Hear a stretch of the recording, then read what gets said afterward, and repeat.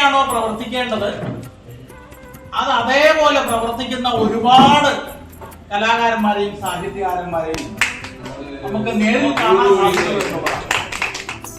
കേരളത്തിന്റെ തെക്കേ അറ്റത്തേക്ക് പോയാൽ അല്ലെങ്കിൽ കേരളത്തിന്റെ മധ്യഭാഗത്തേക്ക് ഒന്ന് പോയാൽ ഇത് നമുക്ക് കാണാൻ സാധിക്കില്ല.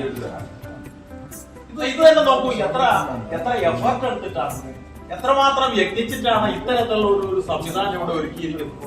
അവര് കുടുംബപരമായിട്ട് തന്നെ ഈ വെങ്കപ്പയ്യ സാംസ്കാരിക പ്രതിഷ്ഠാനം എന്ന പേരില് ഒരു പ്രദേശത്തിന്റെ സംസ്കാരത്തെ അങ്ങനെ പ്രൊട്ടക്ട് ചെയ്യുകയാണ്.